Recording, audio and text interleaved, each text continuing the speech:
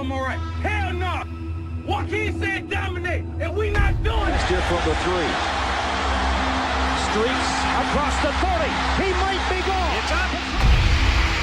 Gaston to the right. Oh, They got blockers. They got blockers. They've got a lane. Into the end zone. Touchdown, Miami. Darrell Langham with the grab. Stars intercepted. Look out. Trajan Bandy, the true freshman. We got the truth again.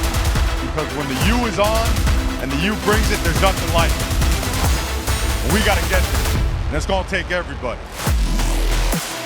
What's up, everyone? Welcome to the Miami Knights podcast. Wish we were coming to you with better news, but your Canes fell once again, 26-20, or 20-26 if you're rooting for the home team, against the SMU Mustangs.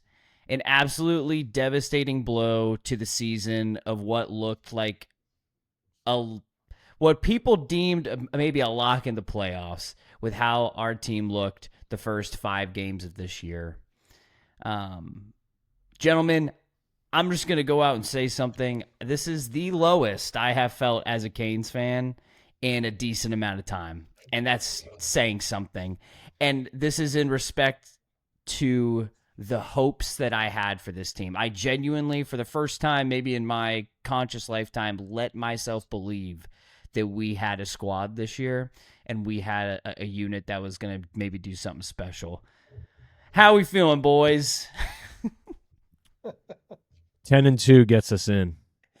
I'm not even, I swear to God, Joe, I was like, Joe's going to come on this podcast and he's going to say, I'm there's just saying. still hope, there's still a chance. 10-2. I'm just saying.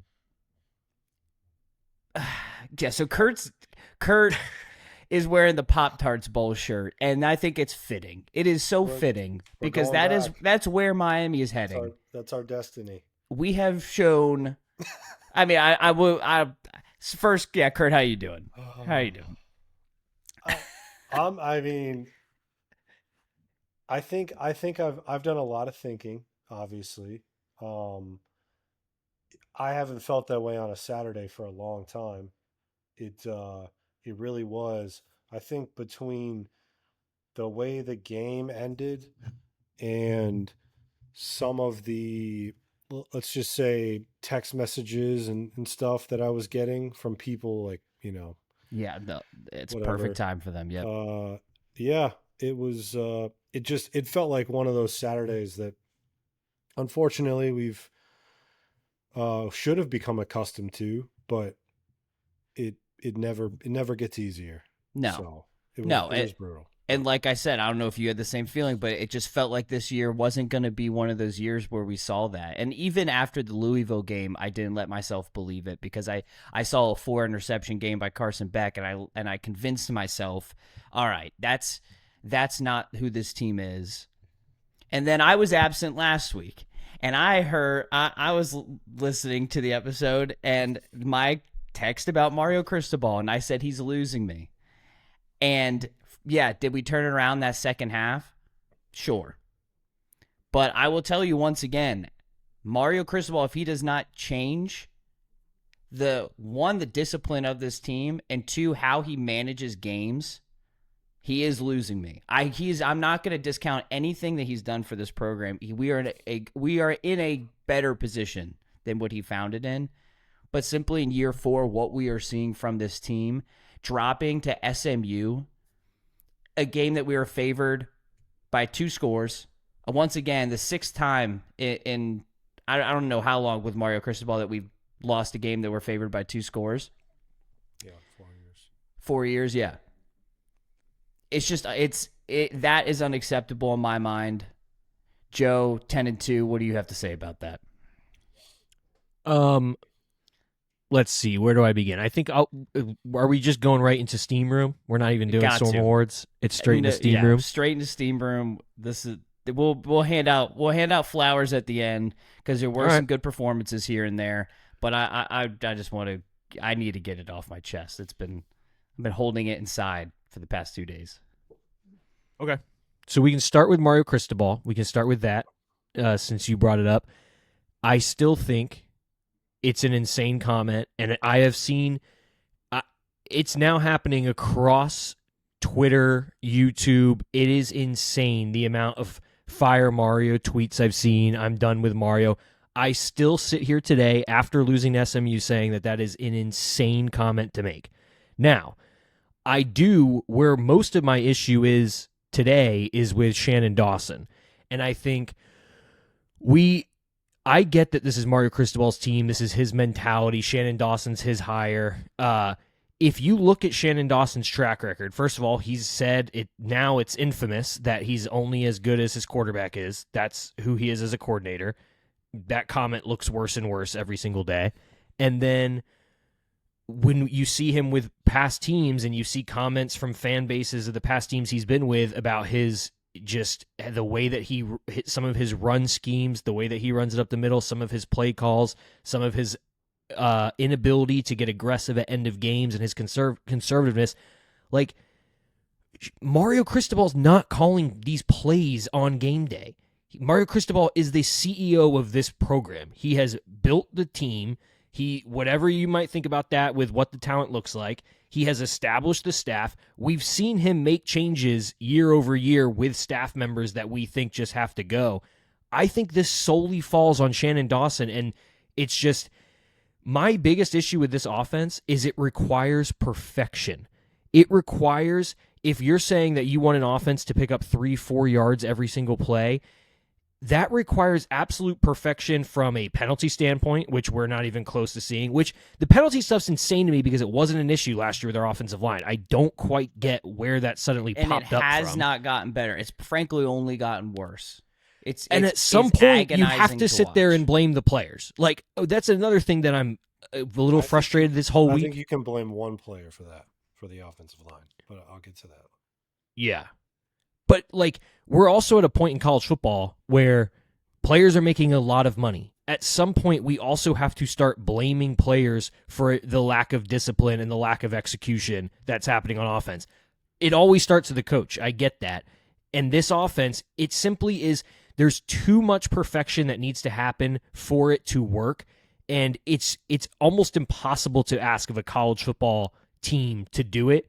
And I'm tired of it. I'm tired of seeing the same play on 3rd and 1 and 4th and 1. Like, try a play action, try a wrinkle, do something. Just throw some wrinkles into this, because this, as soon as we get a penalty, drives over. Punt it. If we get a penalty on 1st down, it's 1st and 15, punt the ball. Like, it's requiring way too much, and it's simply not working. So I'm not going to sit here and be like the rest of the fans and say that Mario needs to go and Mario's losing. I'm not going to do it because he needs to go, but I see the talent that he's change. And yeah, but he's shown that he can change. I get that he has a mentality. He wants to do it a certain way, but I think all of the heat needs to be on Shannon Dawson at this point, is my opinion.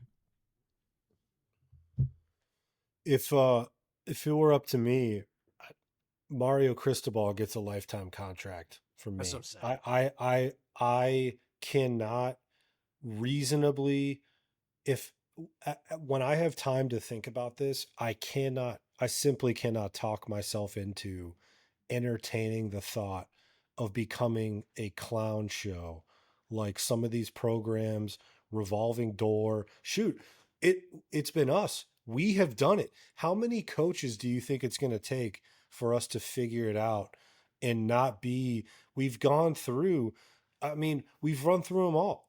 But Al Golden and Manny Diaz and Randy Shannon, we've had disciplinarians, we've had young guys, we've gone offensive, defensive side of the ball. We have a coach who is going to, we know two things to be true, no matter what, is that he's going to attract some of the best talent in the country. We're going to have one of the best rosters in the country, period. Starting inside out. Okay.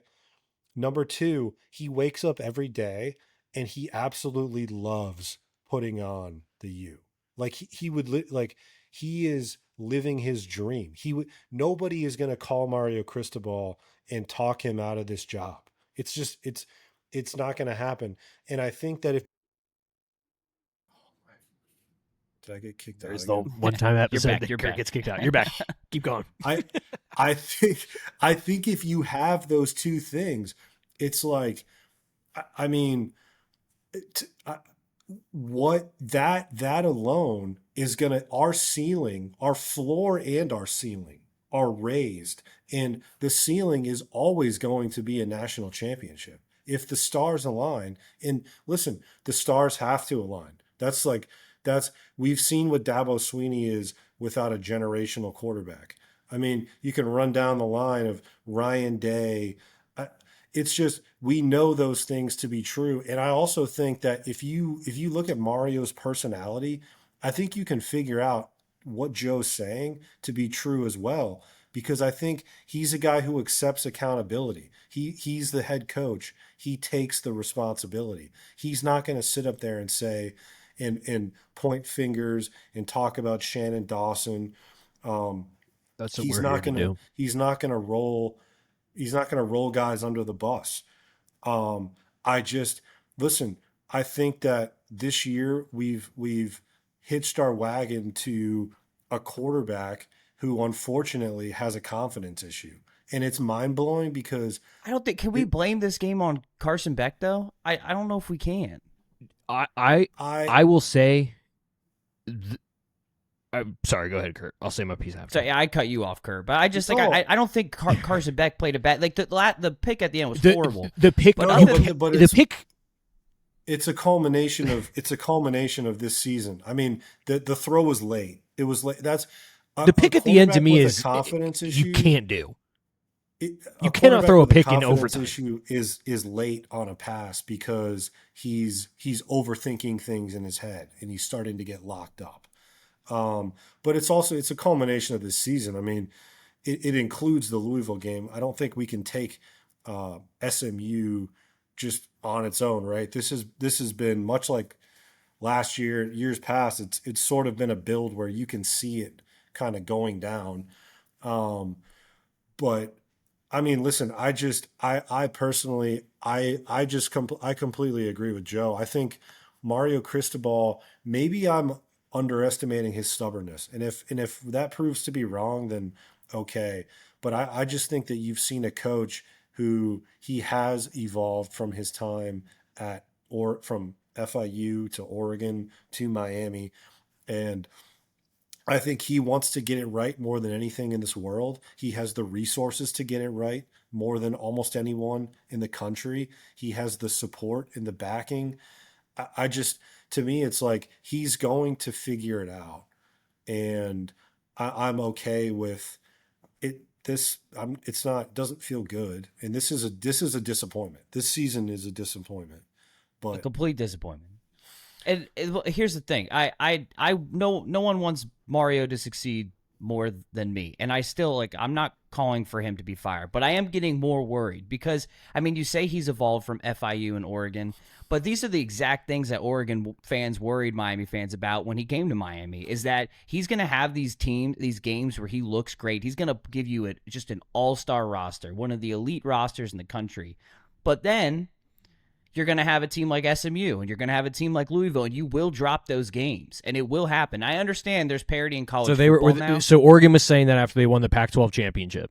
No, they were saying that after multiple years of him losing games that he had no business losing. Coach does everything perfect? Name a coach that. Perfect, but I'm saying Mario's going to have his. I'm saying it's a consistent thing. What records in November and December? Miami 2022 to present. 2022 1-3. 2023 1-4. 2024 2-3. This year obviously 0-1. We have a losing record. Then let's talk at the end of November. Teams start catching up on what Miami does. We do not adapt. We do not grow. Like we've said in podcasts before, Joe, you said this before. You said there's never a team that comes into a Miami game and says they were doing things we haven't seen before on tape. And that's Shannon Dawson. That's what I'm saying. I think that's a full-blown coaching issue, not just Shannon Dawson. Becoming predictable, that's on the offensive coordinator. Mario Cristobal is not an X and O's guy, and we knew that when we hired him. just because he wants to be physical and wants to pound, he's not his headset is never, it's never down. He's it's always up. He's always walking the sideline. He's always talking. Like, so you think Dawson yelling at him on the sidelines, that was unrelated to Mario? That was... Yeah, I think Dawson's yelling at Mario Cristobal on the sidelines that the running back completely missed the hole that he was supposed to hit, and he's telling Mario exactly why that play went wrong because Mario was pissed it didn't work. Yeah. I think Mario's starting to hound Shannon Dawson because I think Mario's fed up. I think, but what's he going to do? He's not going to assume play calling responsibilities. I mean, he doesn't have any choice. He has to trust this guy. I mean, that to me is like, we've seen flashes of Shannon Dawson, but like he's been he's been wildly inconsistent. He scores. No, I know. He throws Tyler Van Dyke in against Texas A&M, and we score 44 points, and then the rest of that season we were completely anemic. That's the evolution to me. His first halves, the play calling, I see unbelievable calls, and we're in space, and then you get into the second half, and he becomes a shell of what he is, and we get so conservative, and we get so just like scared. He plays scared to lose, and it's something that we have now seen. Do you not think Mario plays scared to lose? We have the ball with 26 seconds left and one timeout. We don't try and push the ball. Carson Beck has 9 interceptions now in the season. Why would you have Carson Beck throw the football with 26 seconds left when the game is tied and you're in your own territory? At that it's point, insane. Carson Beck had played a great game. He had one pick that was a bobbled catch. He had nothing was down the field. He threw 4 interceptions. $4 million a year veteran quarterback that you paid money for, that you brought into the program. Yeah, we can't. Well, and then who does that fall on? It was a miss, but everyone in the country thought Carson Beck was the best transfer quarterback that anybody could possibly get. 2 years ago, he was a Heisman favorite, but he regressed last year, and all of the same interception problems are coming back. I'm not saying Carson Beck is terrible. He's no Tyler Van Dyke. He's not who we thought we were going to get. And the one team that we tried to throw the ball downfield on that we could attack their secondary was Louisville, and that was an utter disaster. It's the same reason why we couldn't throw the football down against SMU, who has a terrible secondary. Why didn't we try it? Because we don't trust our quarterback. I think, yeah. Listen, the penalty thing is a major issue. And what I was getting at when I sort of cut in on Joe earlier was I finally noticed it in this game. I'm just curious, like if I'm on an island by myself, but the illegal, the pre-snap penalties, the false starts, and some of the movement, doesn't it look strange to you? It finally clicked. The center is slow. Brockermeyer is the center is the captain of the offensive line. Okay. He calls out protections. He's ultimately responsible for the flow of the offensive line, but it starts with the snap. His snaps seem to be inconsistent to me, where we have guys who are leaning or moving. I see Markel Bell looked like he was confused. Why is the ball not snapped? Why? Like, it doesn't make sense. And to me, I think the sequence of the snap in the cadence is being thrown off because our center stinks. And the guy, he doesn't block. He's been the biggest bust on the offense for me. But like, this is a guy with pedigree who I thought he's been to Alabama, TCU, been a starter for a long time. You know, we've been doing at the center position, kind of what we've been doing at the quarterback position, and we've been plugging veterans, proven veterans in at that position, and he's been a complete failure. I think the guy has been an absolute disaster. There are so many snaps where even if there's not a penalty, it looks like something, the flow of the start of the play at the line of scrimmage doesn't look right to me. And that guy, Mbe or whatever, number 6 for SMU, he's a good player. He was absolutely throttling Brockermeyer at the line of scrimmage the entire game. And did Shannon Dawson have to call running plays right into it every time? No.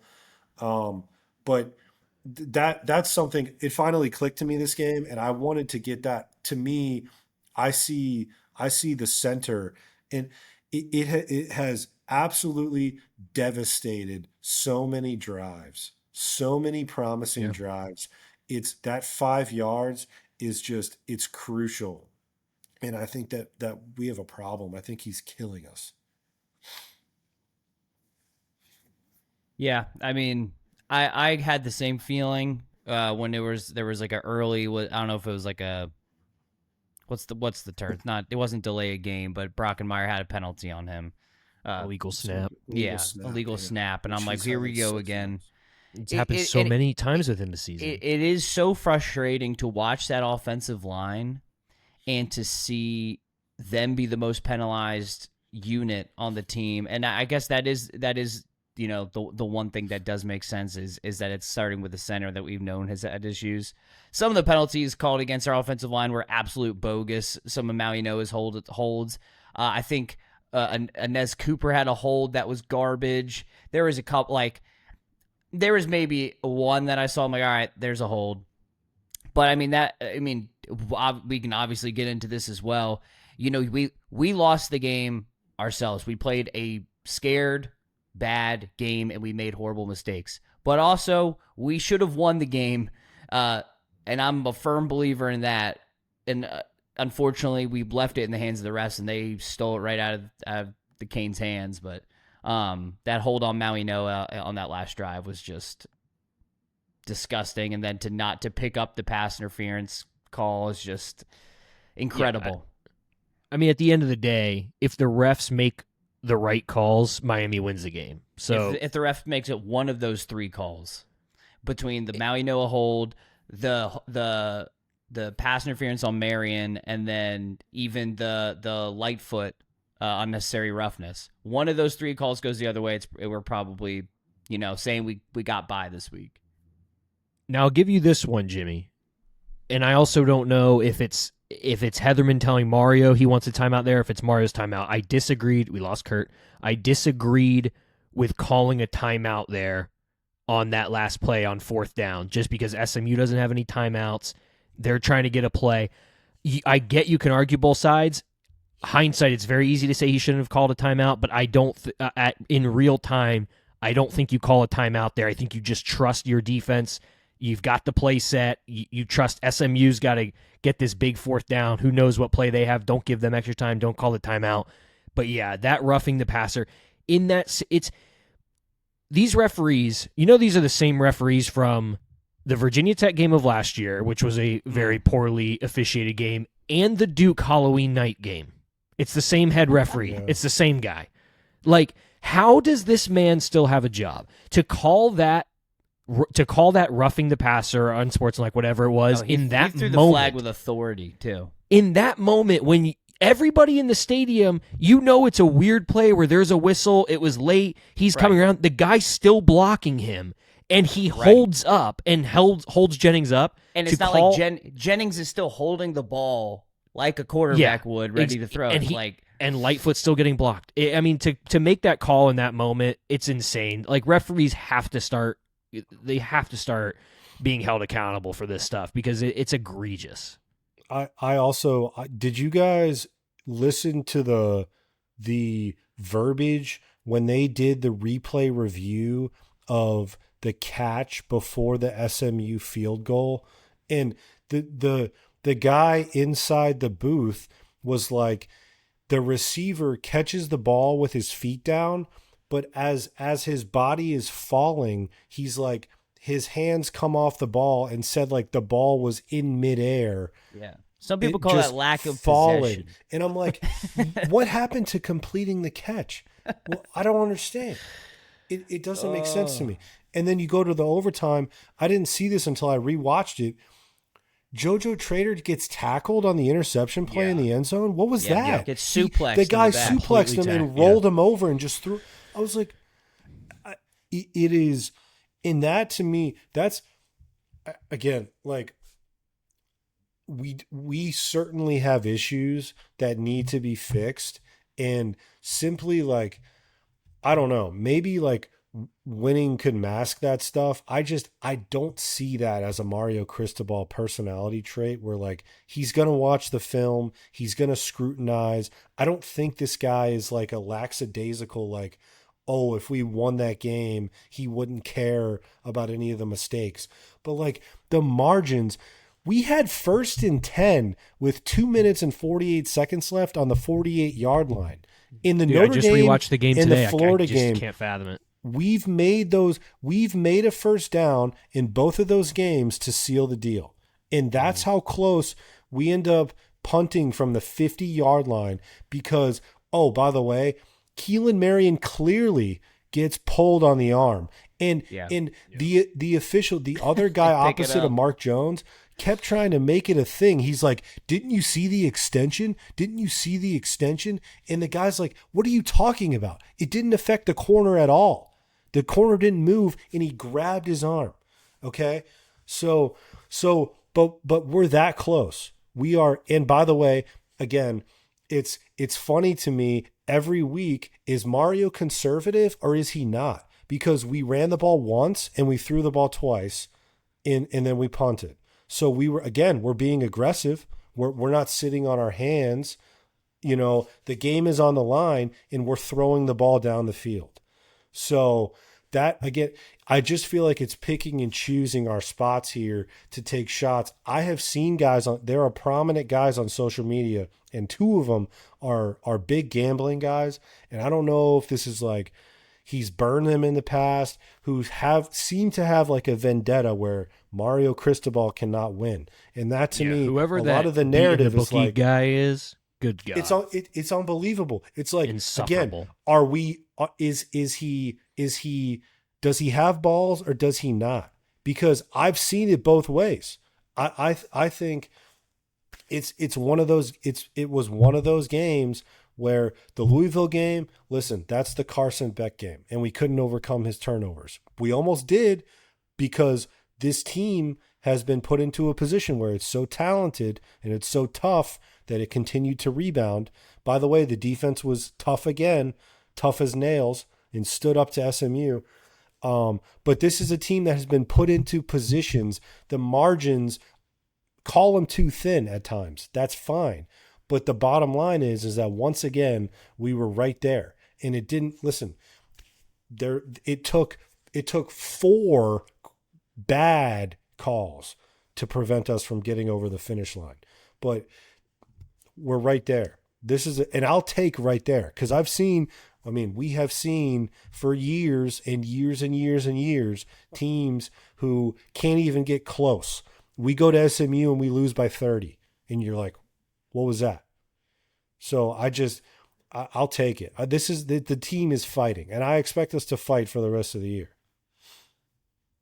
I mean, that's where it's like, what kind of are we looking at at the University of Miami program as a whole, or are we looking at what this team has looked like the past 20 plus years? And to me, and again, this is a big, what happens the rest of the way, how this team responds. If this team finds a way to go 10-2, I get there was huge disappointments there, and that losing to Louisville and SMU are bad losses, and this season is a disappointment, but it's still progress in this overall build from the depths of hell that we have come from since Larry Coker got fired.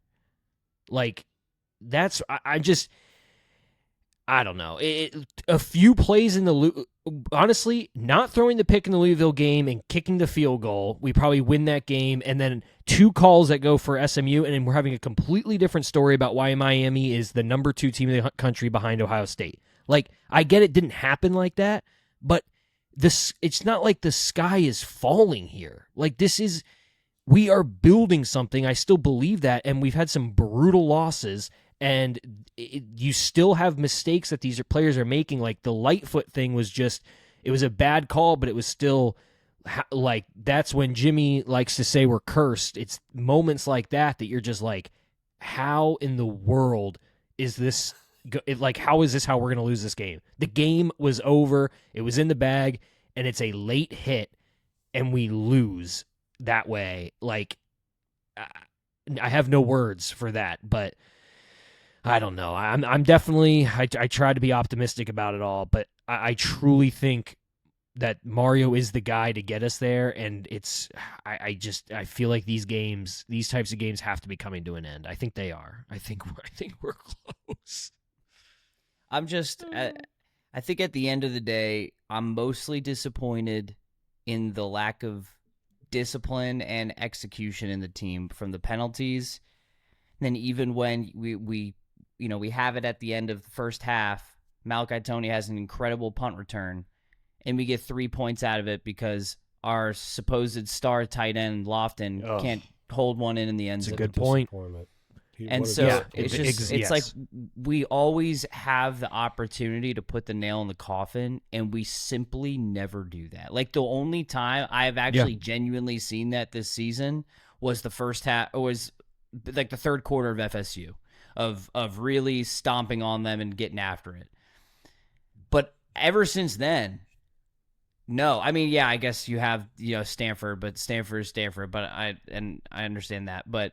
We even the Florida game, like obviously we were thrilled to beat UF, but we were kind of like beside ourselves for a lot of it. We're like, we should be destroying this team right now. And you are right, Joe. It does come down to a Shannon Dawson offense that requires absolute literal perfection. You are watching an offense that needs like 15 plays to get a chance at a touchdown. And it's agonizing to watch. And the second you get, like, anytime I see a false start, I'm like, all right, drive's over. And normally you're like, all right, like with Cam Ward, I'm like, all right, gives him more room to make a play. Now, given I'm not going to expect us to always have a Cam Ward, but that kind of showed you what a Dawson offense required was like literally a generational talent. And I mean, if you guys don't think Mario has a big hand in this offense, then I'll back you on that, and I'll back off Mario. I don't know his hand in this offense, but he still hires Shannon Dawson. That is. I know 100%, but I think we've seen that Mario has made changes to coaching staff as soon as he sees we have a huge problem here, and so if this continues, I think that's going to happen at the end of this season, where he look at the line I built, look at the players I gave you, Dawson, and what did you do with it? It's just, this isn't the style, the talent that is on that field. This offense, it just makes no sense. I don't really get this offense. Like when I'm trying to figure out what it is, and it really doesn't make any sense to me. It's literally agonizing to watch. It's agonizing to watch. Malachi Tony, how about that? Let me ask you this. What do you think about Malachi Tony's route tree from Saturday? I mean, can we find other routes for the guy to run? Other than an out? I don't get it. Everything is a screen or an out. Yeah. It's all 5 yards and in. And sometimes he runs. I don't think he ran deep in this game. It's like we have this receiving core, seriously, with JoJo Trader stepping up. This receiving core has literally every type of receiver that you could ask for. Every single one. We have a possession guy. We have a slot guy. We have a speed guy. We have a big guy. We have a physical guy. It's like we've given the guy all of the toys to play with. And to me, it's not good enough. When the tight end goes in motion, we run the inside split 90% of the time. Everyone knows. Everyone knows. Okay? Yeah. I don't know like any of the X's and O's of football, but anytime I see that tight end moving, I'm like, here's a run. Exactly. You and me watching, we don't know. We've never been inside a locker room, Jimmy and I. We've never been inside a locker room, and we know exactly where this play is going. And that's my thing. We've at nauseum we have said this, that we want to be a team that we can run up the middle, pick up short yardage. But in what world? Look at the NFL. How often when you have a quarterback that is making a lot of calls at the line and he sees the defense that is lined up in a perfect position to stop whatever play is called, what do? They audible. We have zero capability of doing that. We line up on 4th and short, and they stack the box, and we realize after a timeout too. After a timeout, and we realize they are selling completely out for the run. Something smart would maybe do a play action or like a bootleg or something to change it. No, we're just going to hope that we can just bully your guy up front, and it's not working. Center gets blown up. Bowman, tight end, gets blown up on the edge. It's just not working. So stop doing it. I do not like. And Jimmy, that's where like. That is going to require, and I think we saw some of that on the sideline, and I hope it happens this week, of Mario Cristobal stepping in and basically saying it's not working. Cristobal has set, like you said, Jimmy, on an offensive standpoint, he has set the mentality. He wants to have a big physical offensive line. He wants to be able to run the football. I believe, and we don't know, but I believe that's the extent, really, as to where he is involved with actual offensive game day decisions. This is Dawson deciding on these. If Dawson's not sitting there on 4th and 1 being like, Mario Cristobal is going to fire me if I do a play action here and pick this up like he wants to. No, it's 100% his calls, and they're failing. How about this? This is a popular one, but remember the play in the Texas A&M game from 2022 where Jacoby George, we were inside the 10-yard line, and Jacoby George came in motion for an orbit motion, and we snapped the ball and faked the run.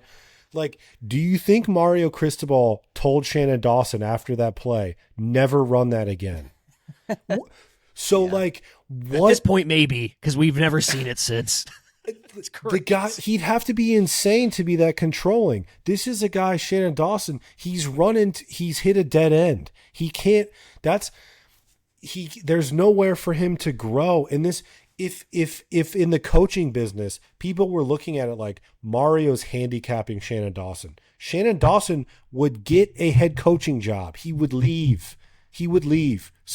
That's how the business works. Please. Guys know, they talk, and they would say, they would say you got to get him up out of Mario, and he's going to succeed. And eventually it's going to happen. It is, this guy has hit a dead end, in my opinion, and he, like you said, to his own admission, without a generational quarterback, he doesn't know how to call a game. Not consistently, not the right way. And I take heart in the fact that Mario Cristobal has been aggressive with firing staff. He's not Al Golden. He's not going to have Mark D'Onofrio dragging him down and refusing to fire him. This guy has quickly moved off of coordinators when he's felt pressure to do so. He didn't hang on to Guidry. What he hang on? No, it wasn't 2 more years. Than a week. But after the end of last season. Yeah. I mean, this was in Guidry's first year, he was good. It fell apart. He didn't use that. He didn't say, well, listen, Lance was good his first year and he was bad this year, so we're going to give him another shot. He cut bait. And so, listen, we'll get into the rest of the season about but I find confidence in that guy as the head coach. I really do. That's what I come back to.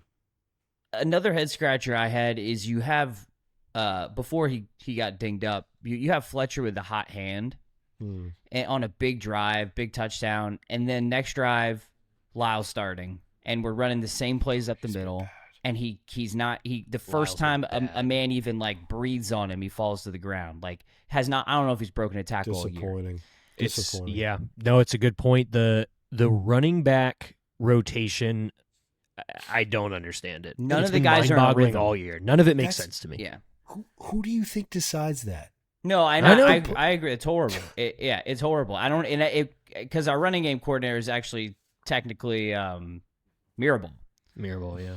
But I don't know. Dawson's probably the one making the call. The script, Dawson Dawson knows the plays he wants to run, and ultimately the decision on the personnel is going to come down to who the play caller wants in the game. Marty Brown and Mark Fletcher, I don't care if they run similar styles. I don't care if they look like the same back. They are clearly our 2 best running backs. At this point, Pringle might be our 3rd best running back. The juice. Lyle's been that he has. Where he doesn't that guy have was- his speed, I don't know. No, he's not, and maybe he's just yeah. not right. But like, I know because Maybe not. yeah, he's been so disappointed. I know he hasn't been in much this year, but it's not only how easily he goes down, but he's not reading. Like he's not hitting holes. He's not Yeah, reading he these was things missing right. cut. How about the cutback lanes? Were you Yeah. guys not jumping? I was yelling at the TV. Can you cut back against the Dude, grain of the defense? On these please? 4th and 1s, when they're stacking the box, if we literally just go cut once and take it, like, oh my god! yeah, the Marty Brown one. There's like a Yeah, screenshot Marty of Brown it's had one. horrific. Yeah. There was, Marty like, Brown had a just tough game. hundreds of yards ahead There's of a him. couple- I know he football still fields had not even like that 5 big. yards per carry. Yeah, I know. Yeah. Last thing That's I the really thing. want to, I just have to get off my chest is what in God's name is our special teams doing in this game? You look at that pinned punt, and I mean, I literally texted our group chat. I said, I am speechless of what we just witnessed with a perfect punt by Joyce. And our players do everything in their power to kick this thing into the end zone. Like, Oh, it's like little things like that. Yeah, I just, like I said, I'm not saying I want Mario gone, but I'm like these discipline execution things that like are what you see great teams handle.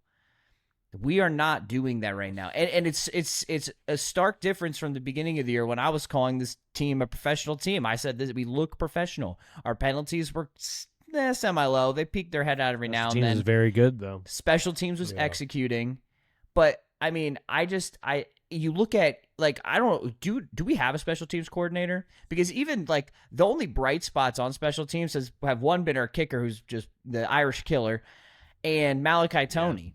But even with Malachi Toney's great runs and returns that he's had this year, we just have our players bouncing like pinballs against him, not blocking anyone. They're just running around and sometimes tackling Malachi Toney. And so it's just been a matter of the fact that we have, I believe, generational wide receiver returning the kicks. But these punt returns, I mean, just horrible. I still can't believe what I watched with that one pinned punt. I don't think they ended up scoring or doing anything with it, but it's a field position battle at that point when you're playing Dawson running up the middle of football. I just think we haven't really gone into it yet, but JoJo Trader was so good. You talk about like that was like a career defining, like the guy, there's been so many questions and people wondering where he is, and he comes out hot. He steps up. He looks unbelievable. And he has one, ultimately that's one, it's just bad mechanics. You don't catch that pass over your shoulder like that. You high he was point kind the of doing ball. that like all game. It was weird. Yeah. The same like style catch. Maybe Did you that's see his why he tweet? hasn't played.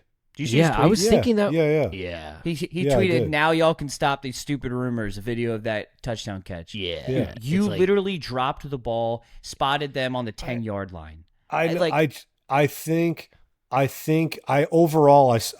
still think that's a good thing for us. That's where his mindset is. I understand your I don't know. frustration. That's like No, he was.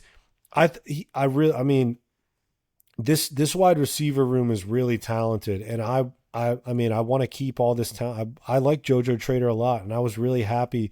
Ultimately, that changed the momentum, and they one play, blown coverage, and it's a touchdown, and that's just.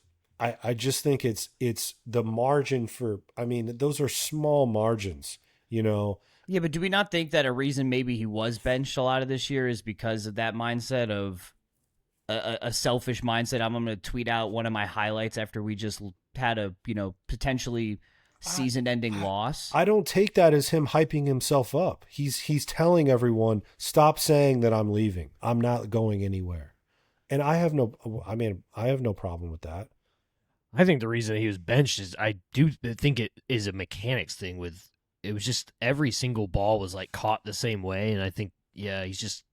I come out of the game hopeful for him. I agree though. I didn't like the tweet either, Jimmy. just because we lost. It's just PTSD from these But past it's- teams. I think of Mark yes. Pope tweeting at a gas Oh, station my dude. after Oh. just beat down. From How many North Carolina. on our Al Golden teams, you would go after a loss, you would go on Instagram on the stories, and every single one of them just had a new story about like posting their stats after the game. It's like, what are we talking about here? Lost Kurt again. We keep losing Kurt. All right. The other thing, the only last thing I wanted to mention specifically about this game, because we didn't talk too much on the defense. I mean, because the defense did their job. At the end of the day, they only gave up 20 points in regulation, and they were dealt with some bad field position multiple times too. Defense did their job. If you only give up 20 points, that's a win. Yeah, it's your Rhett Lashley offense. I don't really have much bad. Like, you're gonna give the up only plays. thing I don't have much bad to say. If I was going to say my depression of the game on defense, Jacoby Thomas had a bad game. Like some bad coverages, some just like complete guys getting behind him, missed tackles. He's been so good all season. It hurt to have him have a game like that, but at the end of the day, defense did their job. Defensive line ate up. I mean, how many rushing yards did SMU have? 25. Ruben Bain had another great game. Like, and they weren't all 25 on the overtime possession. In They overtime, spotted yeah, the ball they at had the 0 25 rushing, and they yeah. ran it in. yeah. Yeah. At the end of the day, they averaged 0.9 yards per rush. Yeah. So To me, I again come out of this game. I'm like, Corey Heatherman, just whatever it takes for if Mario can go in this direction. Mario Cristobal, Corey Heatherman are a Dabo Sweeney, Brent Venables. Keep this guy, attach yourself to this guy for as long as you can. Ride him out. If you can ride him out for a decade, you do it. Yeah, I mean, he's been great. He's been outstanding. But it's just we're cursed. We're cursed because we had a generational offense last year and no defense, and it's just flipped. And it's just we can't have nice things. We don't get nice. But last year, how many games did Cam Ward win on his own? Truly, no, legitimately. It was But is that good? Cal was a loss. No, it's not good. That's what I'm saying. We were possessions away from being a 7-5 team last year. No, that's what I'm saying because now that he's not there, I just think we're seeing it's the end of the road for Dawson. He's the one. This is the end of this season. He knows that he's the guy that's on the chopping block. Unless he changes, we simply just have to adapt because it's disgusting that the talent is there. Like I'm a firm believer if we were just pressing it down the field that game that we blow them out. But also, like, I mean, then it comes down to execute. Like, I mean, I think we need to move on. But I mean, like, if Lofton catches that touchdown pass, I think we're talking about a completely different game. Definitely, and that happens in football. It's crazy like that. But given they dropped just a surefire touchdown too, that there wasn't a man within 30 yards of him drop the ball, but. Real quick before we move on, Jimmy, last thing All right. is, and it goes just what you were saying. So, Steve Kim, after the game, talked about on Twitter, he talked about the way that this offense approaches play calling, the way that they approach the football game, pace, tempo spacing, and game management lends itself to Miami being in closer games than they should, regardless of the talent advantage. Kurt talking about the 15-play drive. Jimmy, you talking about how we're just not, like, there's just certain, like, shots we're not taking and certain things we're not doing. It's regardless of if we're executing, the way that this offense is set up right now, it's just eats up so much clock. So it's like we hardly even get a chance to, like, jump all over these teams because we're marching down the field in 9 minutes, and then they get the ball. It's like, oh, it's halftime. We're up 10-3, but we're dominated them clearly. Like, we look like the better team. We are the better team, but it's not shown on the scoreboard. And I think that's part of just this offense. Like, so then you find yourself in a tight game in the third quarter, and you're like, how? That's how I felt in this game too. I'm just like, wait, how are we about to lose this game? Like, it's just crazy. How many? No, yeah, no. We're gonna move on. All right. Any last words, Kurt, with that game, or are we ready to move on to old Syracuse? We're on to Syracuse. Oh my God! It just has to be Syracuse, doesn't it? The last team to rip out our hearts completely. Boy, do I hate Fran Brown. Looking at this game, my God, I mean, I'm never going to bet against the Canes for lock of the week, but your Canes are 27.5-point favorites. We have only scored over 27.5 points once this season. So twice. I'll say twice. Once against a Power 4 team. I don't know about the rest of the stats. We played Bethune and USF. But we've only scored more than 27.5 points once against a Power 4 team this season. I'm not feeling great about that spread. Obviously, I feel good that we're favored by so much. But, gentlemen, how do we feel about facing the 3-6 Syracuse team? And what do we think this Hard Rock crowd is going to look like? Well, yeah, it's going to be tough. Syracuse, I believe they're going to be playing is a true freshman. We'll be doing a deep dive into Syracuse. He's going to look like Tom Brady. Yeah. This will be his coming out game. Jennings looked incredible. Yep, didn't look injured either. My God. No. I think he threw for 369 yards. Yeah. He had a 67 he was just QBR. It's just ridiculous. We'll be doing a deep dive into Syracuse later this week, but this is more about, and I know people, I've seen Twitter this week, people don't want to hear this, but this is truly how this team responds. I will be very disappointed in Mario Cristobal, honestly, if we see a team that quits, because that's all coaching, and that is like, what is your locker room motivation? How have you coached these guys? Because I know it's crazy, and no one wants to hear it, but 10-2 gives you a chance. We don't need to get into it in this show. There's a long way to go, but it still gives you a chance. And 10-win season is still, it's not what we wanted. It's a disappointment of a season if we don't make the playoffs, but it's still something. Like, you got to find a way to dig deep and win out these 4 games. The media college football playoff committee, they all love to see how teams finish strong. There's still a lot to play for here.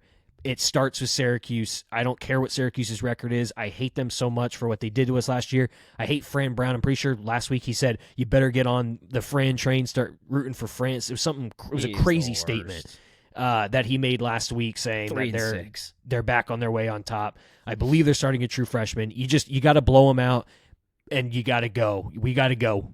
We got to win the last 4 and then just hope for chaos. But that's all. It's just us against the world. It's all we got. Yeah, I agree. This is North Carolina just dismantled the Syracuse team in the second half of their game this past week. They're just not very good, and it's not the same team that beat Clemson. A 5-loss Clemson team. So again, it's not even like everyone goes into Death Valley and wins this year. But obviously their quarterback is out for the season. They're down to their 3rd or 4th string guy. He's like a lacrosse player who like kind of plays football, but is pretty much a walk-on. It's just gonna look elite. I'm with Joe. Like I will turn, my sights will be set on Mario Cristobal if the team comes out completely like mailing it in this game. Because there are 2 reasons why. And number one, it's because the season's not over. And the fact of the matter is that you might roll your eyes. It's the reality of the situation. This college football season is absolute chaos. Virginia has lost to an ACC team, but for some stupid reason, it wasn't an ACC game. So, are you really going to hang your hat and say, oh, Duke can't lose? It's Manny Diaz, a team that cannot play defense, by the way. I'm sick of hearing about Manny Diaz and what he's doing at Duke. Their defense is an abomination. It's wide open. It's right there. You go 10-2, and you've lost to a good Louisville team, and an SMU team who has a top 10 highest paid coach in the country, a well-coached team on the road, and you've got wins over Notre Dame and USF and FSU and Florida. It's an impressive resume, and we're gonna be in the thick of it. So yeah, I expect to come out and throttle Syracuse. I mean, that's my expectation there hasn't changed. All right, we'll go into Eye of the Hurricane for this Miami game. Nights uniforms. Yeah. 350. Should we bring back the camos? Oh, Run it back. Joe, we'll start with you. Eye of the Hurricane against the Orange.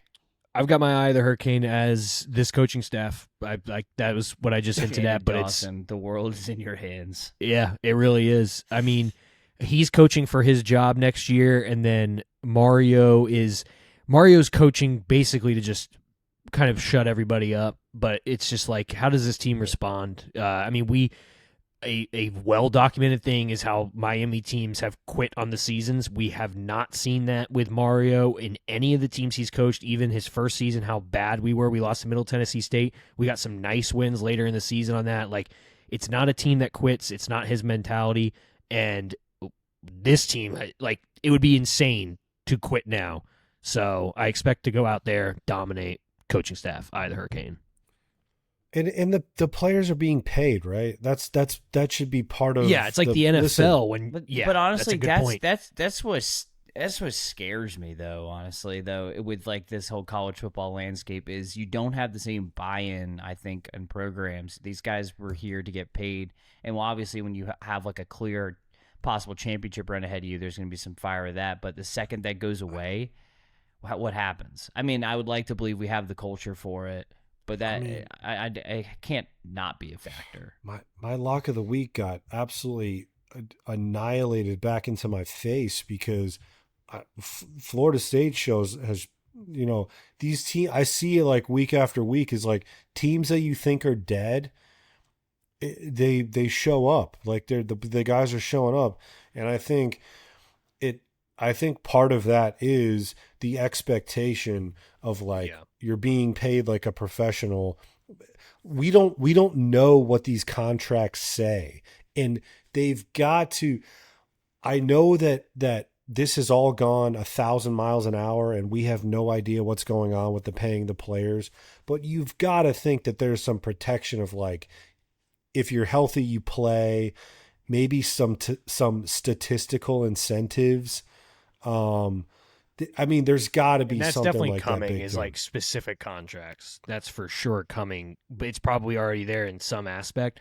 But yeah, it's like the NFL. Like you've got these guys on terrible teams, but you see them go out there every week, and like these guys are playing because they're playing for their next paycheck. They're paying for the paycheck now. It's like if you're at a job, you're getting paid no matter how that job is going, how that day's going. Like you're giving it your all because you're earning your paycheck. I think I could see the other side of it, but I do think at the end of the day, actually incentivizing these players with payment actually causes more buy-in. But I could see how players, you see the LSU player, like he's like, I'm sitting out and to figure things out and transfer. There are specific guys, but I think in all, it probably helps. For you guys, we can win 10. We can win. It's like we got a 10-win season in front of us. Let's go, dude. It's a long 10 wins, a long way from where we're at right now. It is. It certainly is. I mean, there's a number of different guys that in routes that I can think of going here, but I'm gonna go Ruben Bain again this year, and I'm pulling for this guy to have one of those games where he just absolutely explodes. And again, this is a team very vulnerable at quarterback, just not particularly outstanding, at the line of scrimmage either. But this is a quarterback that just, if you get after him early, he's going to be terrified of going against this defensive line and this entire defense. But I just think that ultimately it starts with Ruben Bain. He's the tone setter. And I'm done. I mean, I think it's a shame that he's got 2 sacks on the season. And once again, if you look at the box score, you're just like, oh, Ruben Bain being talked about again. But you turn the game on, it's like, ridiculous. This guy is a monster. He could be called for holding on every play. It's ridiculous. It is. So, but I want to see Ruben Bain just destroy this offense. I want to see him strike fear in this quarterback, so I'm going with Ruben Bain. I like it. Yeah, I wanted to go on the offense, but unless Dawson shows me something different, he's probably one of the most hard-headed coaches I've ever listened to. That I'm just not going to expect much, but I would like to see some turnovers. So I'm going to go Keontae Scott. Pick off this true freshman quarterback. Dude, he had a nice game. He actually might be our best DB, in my opinion. Yeah. Really nice Jacoby game. Thomas has shown a lot of flashes, obviously, as well, but Keontae Scott has just been unbelievable. Just all over the field, quick, decisive tackler. I've been a huge fan. So love to be able to see a turnover from him and kind of get the crowd into it, get the team into it. Nothing juices you up like a turnover. Like, we didn't get any turnovers this game, did we? We almost that fumble that was not called a fumble. They're like, the only way a ball can possibly go forward is if the quarterback throws it. That's just, it's not true. But no, okay. I think the ball was coming out, but the arm was hitting it going forward. Yeah, it's like but there was no possession of it going forward. Yeah. Disgusting. Can't even think about it. Makes me sick. There was like 4 calls in a row. I couldn't even talk. Same refs as VT and Duke. All right, Halloween night too. Golly, or night after Halloween, but yeah, remnants of that Duke game. Was this payback for maybe the couple of the missed calls on the miracle return from Miami against Duke? Oh man. All right, lock of the week. Listen, out of the one thing, I lost my fantasy game. The Dolphins got killed. The Hurricanes lost. But I did get my lock of the week this week. Almost didn't. Thank God Gunnar Stockton need the ball on the 1 yard line against UF, or else I would have absolutely lost this one. So thank you, Gunnar Stockton. He had me in mind, taking UF 7.5. So I moved to 5-5 on the year. Needed that big time. Joe had Cal plus 3.5. Did you see how I lost that? Brutal, absolutely brutal. What was that? Pick 6. Pick 6, Cal down 3 to driving, pick 6. Oh golly, that's a tough one. Then Wake plus 7.5. A little bit off on that one. 42-7 FSU. Listen, my lock of the weeks. If they're gonna lose, you don't have to hang around for very long. Yeah. I mean, they are all losers, dead in the water losers. I mean, the combined score of my losses in lock of the week is astounding. It is truly astounding. Oh man! All right, so Joe, I don't get it. What like Wake Forest is good. They've had a good season. What was that? I don't know, but Mike Norvell was celebrating like they just won the Natty. He's throwing footballs into the crowd. Like, dude. I thought pride.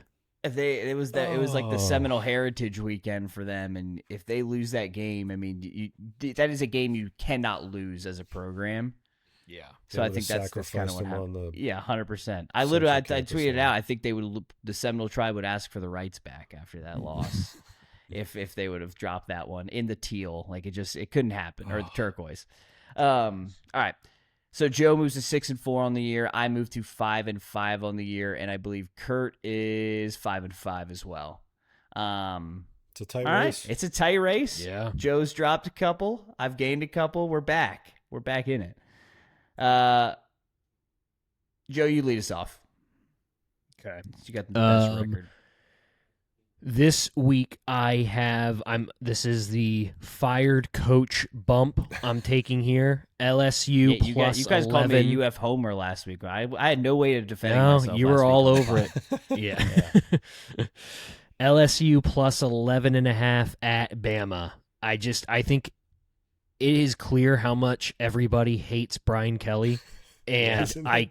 imagine how much we hate him. Imagine how the players and staff inside the locker room felt about him, and so the fact that he's no longer there is probably just a huge weight off of them, and they now get to go out and smile for the first time in a long time, and I think they have a spirited performance against Bama and keep it close. Give me LSU plus 11.5.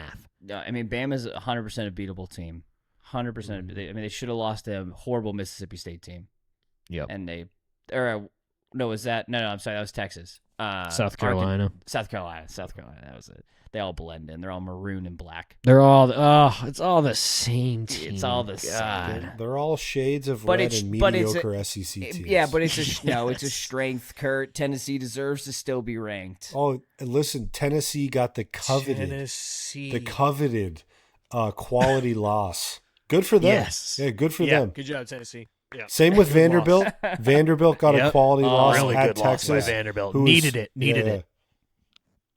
They called that win against Alabama against South Carolina a scrappy South Carolina team. That is Who was what are they, ranked 3-6? preseason.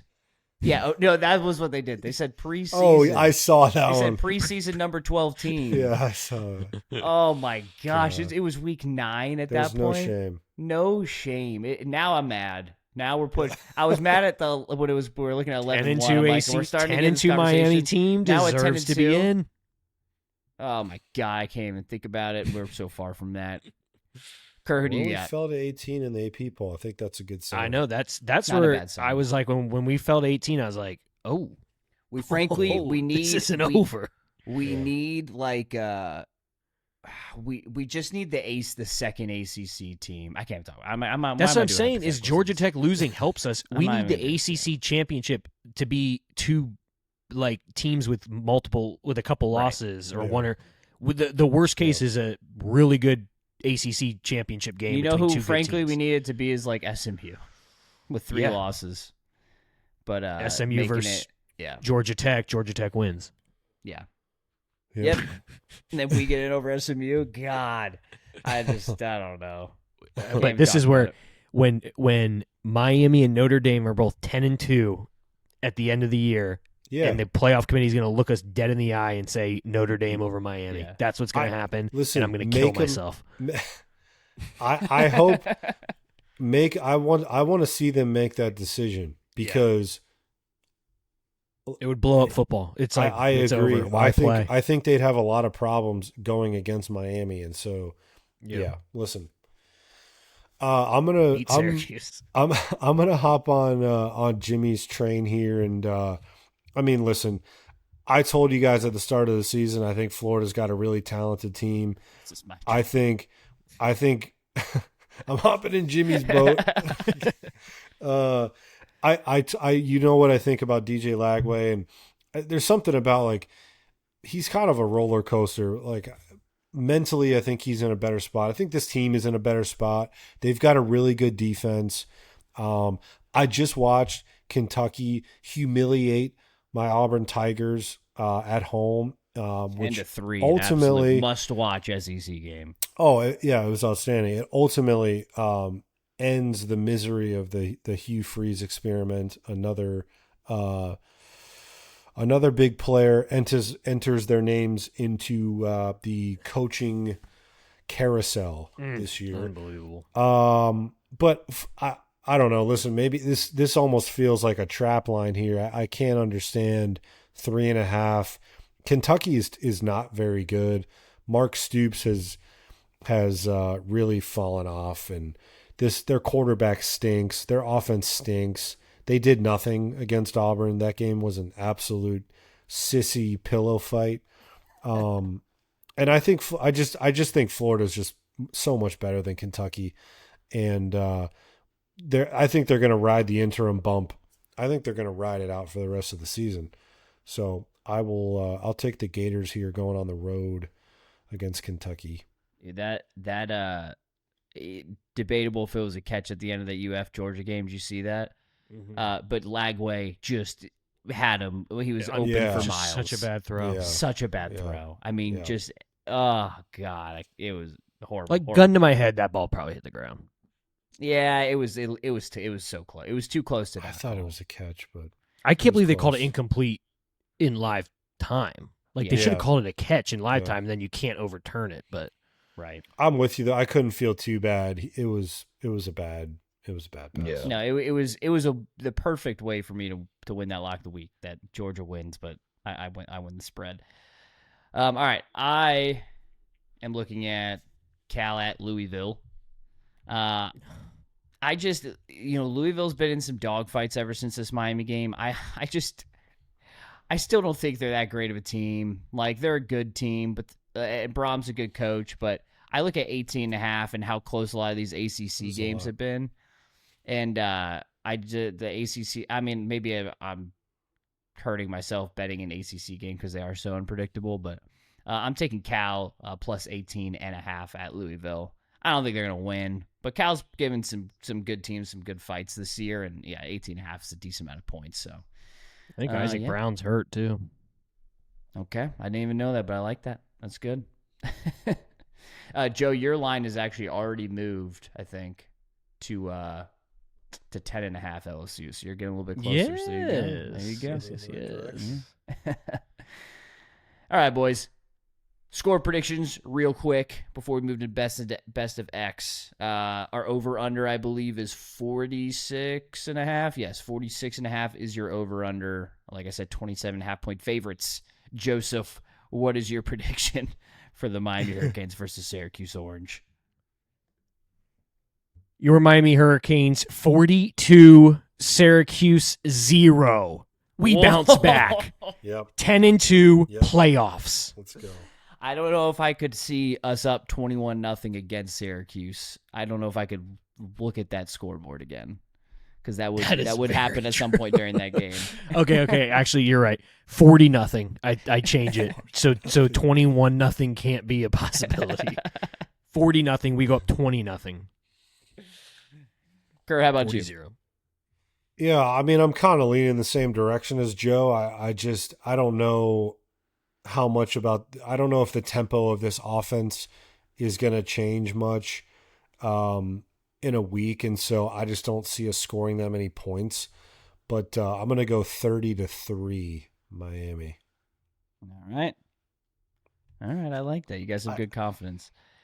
What's Syracuse's point total? I mean, I just don't even care about That the spreads offense. anymore with this team. But I saw a what's their over-under article in points?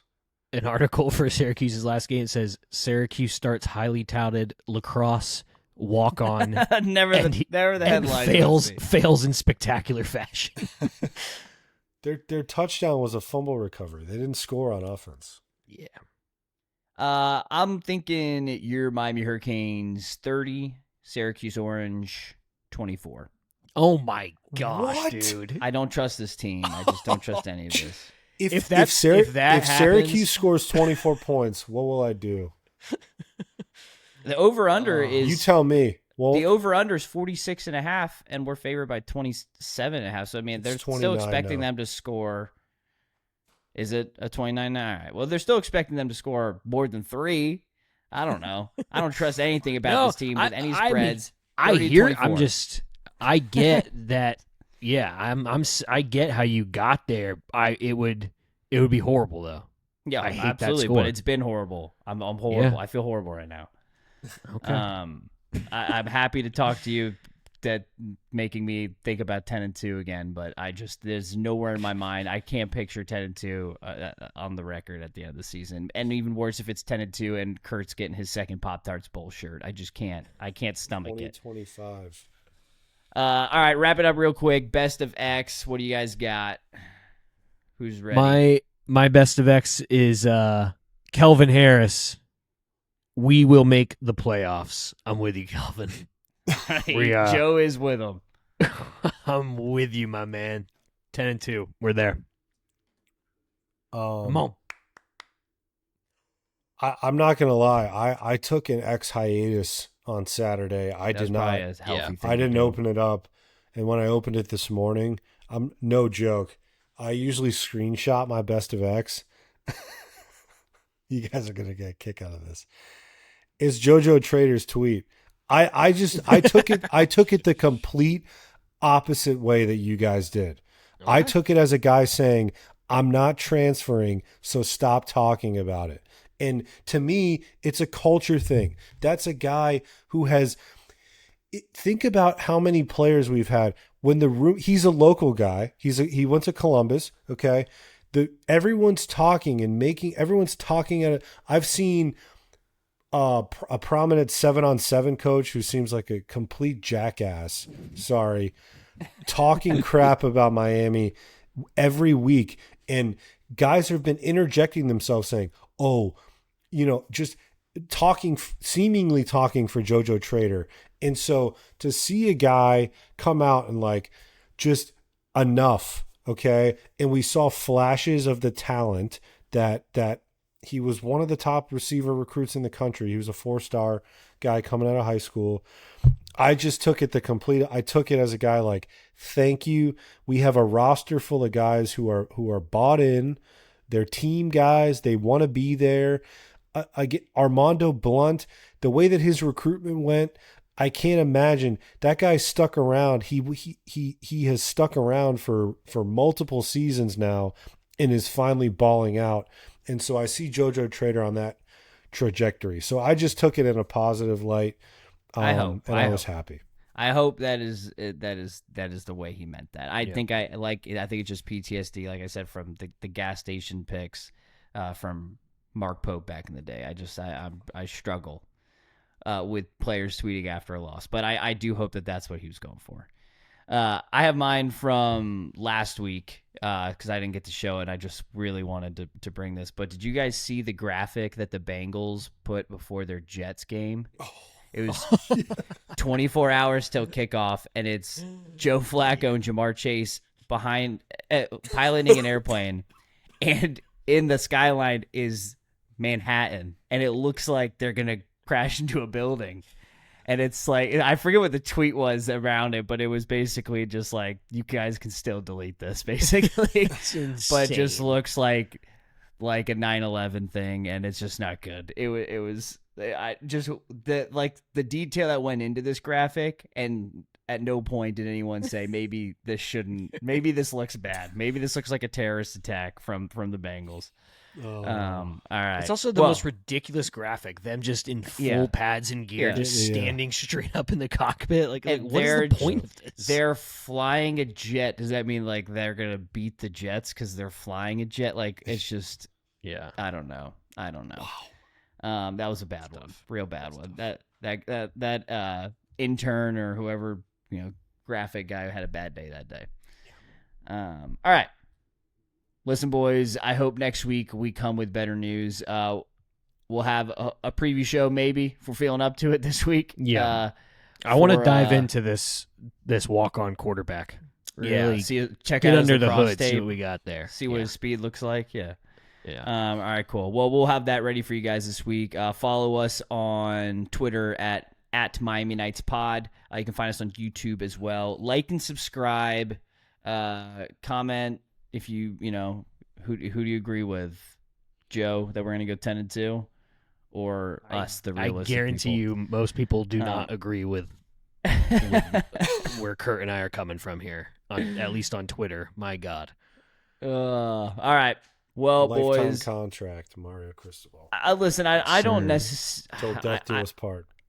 Here's where I'm.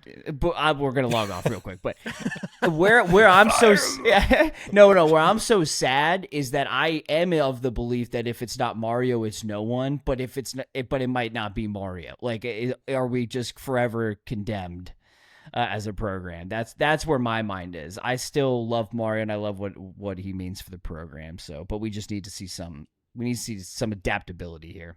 All right. Gentlemen, go Canes. Beat the Orange. Payback for last year. Please, if you have any fight in you, I better see it after what they did. And after Fran thanked Dabo last year. So, all right. Go Canes. 10-2. See you in the playoffs. Hitting that spot till you hearing that sound.